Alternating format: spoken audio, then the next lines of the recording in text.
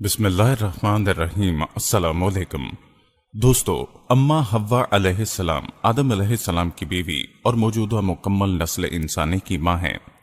जिस तरह अल्लाह रब्बुल इज़्ज़त ने हजरत आदम अलैहिस्सलाम को अपनी कुदरत से पैदा किया, उसी तरह से हजरत अम्मा हव्वा अलैहिस्सलाम को भी अल्लाह रब्बुल इज़्ज़त ने अपनी कुदरत कामिला से तख्लीक फरमाया।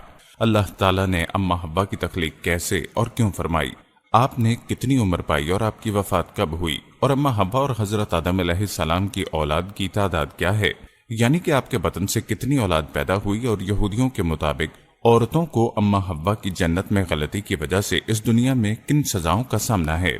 ये तमाम तर तफसीलात हम आपको आज की इस वीडियो में बताएंगे, लिहाजा जरूरी है कि ये तफसीलात जानने के लिए वीडियो को आखिर तक लाजमी देखिए। याद रहे कि हजरत आदम को अल्लाह पाक ने मिट्टी से तख्लीक फरमाया और तख्लीक के बाद हजरत आदम अलैहिस्सलाम को अल्लाह ताला ने जन्नती लिबास पहनाया और जन्नत में दाखिल फरमाया। आप जन्नत में जहां चाहे घूमते, जो चाहते करते, लेकिन साथ में खुद को अकेला महसूस करते, तो अल्लाह ताला ने बीबी हव्वा अलैहिस्सलाम को आपकी बाईं तरफ की पसली से पैदा किया। बीबी हव्वा दुनिया की निहायत खूबसूरत खातून थीं। जब हजरत आदम अलैहिस्सलाम सोकर उठे तो पूछा, तुम कौन हो? उन्होंने कहा, अल्लाह ने मुझे आपके लिए पैदा किया कि आप मुझसे सुकून हासिल करें और आपकी तन्हाई खत्म हो।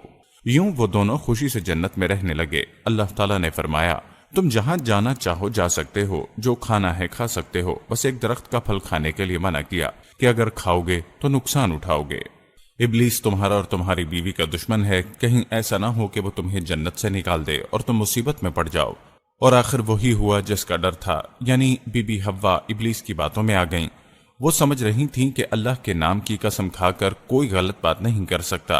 बीबी हव्वा ने हजरत आदम अलैहिस्सलाम को क़ायल कर लिया कि इस दरख्त को खाना हमारे लिए दुरुस्त न था, लेकिन अब दुरुस्त है।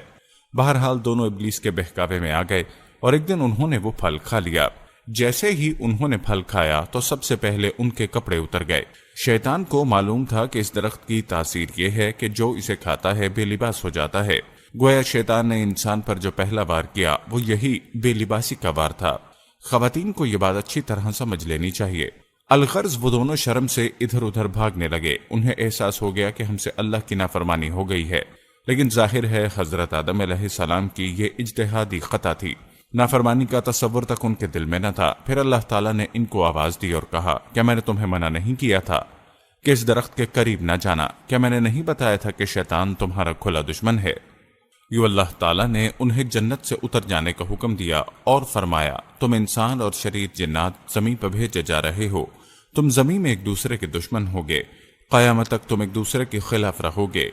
इस दौरान जो मेरे भेजे हुए पैगंबरों की इताअत करेगा वो कामयाब होगा, और जो शैतान के रास्ते पर चलेगा वो जहन्नुम में जाएगा। तुम्हें एक वक्त तक दुनिया में रहना होगा, फायदे उठाने होंगे। तुम यहीं जिंदगी बसर करोगे और यहीं मरोगे और यहीं से दोबारा उठाए जाओगे। कहा जाता है कि हजरत आदम और हव्वा दोनों को अलग अलग मुकामात पर उतारा गया। हजरत आदम अलैहिस्सलाम को कोहे हिंद में और हव्वा अलैहिस्सलाम को जर्रा में। दोनों बहुत शर्मिंदा थे। उन्होंने अपनी गलती पर तौबा करना चाही, लेकिन अल्फाज समझ नहीं आ रहे थे। अल्लाह ने उन्हें ये कलिमात सिखाए, रब्बना ज़लमना अनफुसना व इल्लम तग़फिर लना व तरहमना लनकूनन्ना मिनल खासिरीन। सूरह आराफ। ऐ हमारे परवरदिगार, हमने अपनी जानों पर जुल्म किया, और अगर आपने हमें माफ ना किया और हम पर रहम ना किया तो यकीनन हम नामुराद लोगों में शामिल हो जाएंगे। जब उन्होंने ये कलिमात कहे तो अल्लाह ने उन्हें माफ कर दिया और वो अरफात के मैदान में एक दूसरे को तलाश करने में कामयाब हो गए। यहीं से दुनिया में इंसानियत के दौर का आगाज हुआ। रिवायात के मुताबिक हजरत हव्वा अलैहिस्सलाम ने 20 बार विलादत की तकलीफ उठाई। हर बार जुड़वा बच्चे पैदा होते, एक लड़का एक लड़की जो एक साथ पैदा होते थे वो सगे बहन भाइयों की तरह होते। उनकी शादी नहीं हो सकती थी। जो अलग अलग पैदा होते थे उनकी शादी हो सकती थी। इंसानी आबादी के लिए उस वक्त अल्लाह ताला ने यही हुक्म बतौर शरीयत नाज़िल फरमाया था। इस तरह बीबी हव्वा ने कुल 40 बच्चों को जन्म दिया। हजरत आदम अलैहिस्सलाम नबी हैं, लेकिन तशरीई नबी नहीं, बल्कि उन नबियों में से हैं जो दुनिया की शुरुआत में तालीम इंसान के लिए भेजे गए। हजरत आदम अलैहिस्सलाम ने अपनी औलाद को वो सब सिखाया जो अल्लाह ताला ने उन्हें सिखाया। सब एक अल्लाह की इबादत करते, खेती बाड़ी करते और जानवरों को पालते। کہتے ہیں کہ حضرت آدم علیہ السلام کی اصل عمر 1000 برس تھی۔ اپنی عمر کے 40 سال آپ نے حضرت داؤد علیہ السلام کو دینے کا کہہ دیا، اس لیے آپ کا انتقال 960 برس کی عمر میں ہوا۔ فرشتوں نے حضرت آدم علیہ السلام کی روح قبض کی، غسل دیا، خوشبو لگائی اور دفنا دیا۔ آپ کی موت کے بعد حضرت شیس علیہ السلام کے سر پر نبوت و خلافت کا تاج سجایا گیا۔ حضرت آدم علیہ السلام کی وفات کے 1 سال بعد حضرت حوا کا بھی انتقال ہو گیا۔ کہتے ہیں کہ جدہ کے باہر سمندر کے کنارے ایک قبر کا نشان ہے، جس کے متعلق لوگوں کا خیال ہے کہ یہ حوا کی قبر ہے۔ جنت سے نکلنے کے بعد آدم اور حوا نے مکہ کا سفر کیا اور خدا کی عبادت کی، اور یہیں حوا کو پہلا حیض آیا۔ کہا جاتا ہے کہ 10 قسم کی سزائیں حوا اور اس کی بیٹیوں کو تجویز ہوئیں، جن میں حیض، حمل اور وضع حمل کی تکالیف شامل ہیں۔ پھر کہا گیا کہ اگر وہ اپنے خامد کی وفادار رہے گی تو اس کے ساتھ جنت میں جائے گی، اگر وہ بچے کی پیدائش کے دوران وفات پا جائے تو شہید کا مرتبہ پائے گی۔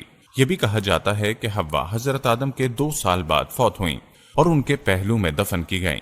دوستو، جہاں تک بات ہے جدہ میں اماں حوا سے منسوب قبر کی، تو اس حوالے سے مورخین کی رائے میں اختلاف ہے۔ بعض سیاحوں اور مورخین نے جو تفصیلات بیان کی ہیں، ان سے لگتا ہے کہ اماں حوا جدہ میں دفن ہے، اور جدہ میں ایک قبرستان مقبرہ اماں حوا ضرور موجود ہے۔ یہ مقبرہ جدہ کے العمارہ محلے کے آخر اور صحیفہ محلے کے شروع میں واقع ہے۔ بعض مورخین کا دعویٰ ہے کہ یہی وہ مقبرہ ہے جہاں اماں حوا دفن ہے، اس لیے اس کا نام مقبرہ اماں حوا پڑ گیا۔ ترک سیاح اولیاء جلبی نے اپنے سفر حجاز میں، جو 1082 عیسوی میں کیا گیا، تحریر کیا کہ وہاں ایک چھوٹا سا گنبد ہے جہاں اماں حوا دفن ہے۔ معروف مورخ الطبری اپنی کتاب تاریخ الطبری میں قرآن کے مشہور مفسر اور محقق ابن کثیر اپنی تفسیر میں لکھتے ہیں، اماں حوا مکہ کے قریب جدہ میں اتری۔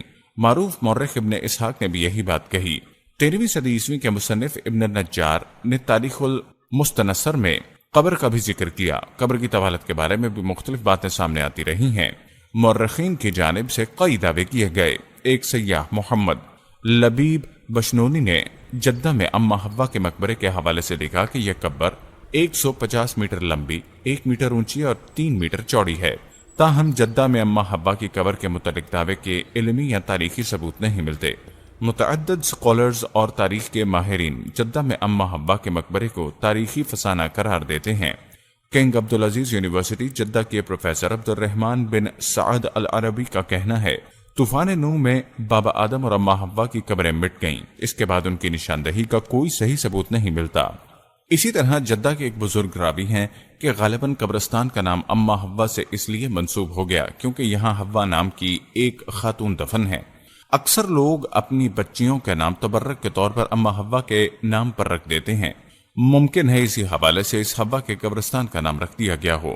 تاریخ کے مطالعے سے اور معتبر تاریخی حوالوں سے اس سوال کا کوئی ایک متفقہ جواب نہیں ملتا کہ اماں حوا کی قبر کہاں ہے، لہٰذا اس حوالے سے کوئی حتمی رائے نہیں قائم کی جا سکتی۔ واللہ عالم۔ ہم یہ امید کرتے ہیں کہ آپ کو ہماری آج کی یہ ویڈیو ضرور پسند آئی ہوگی۔ اگر آپ کو ہماری آج کی یہ ویڈیو پسند آئی ہے تو سب سے پہلے اس کو لائک کریں، اپنی رائے کا اظہار کمنٹ سیکشن میں لازمی کریں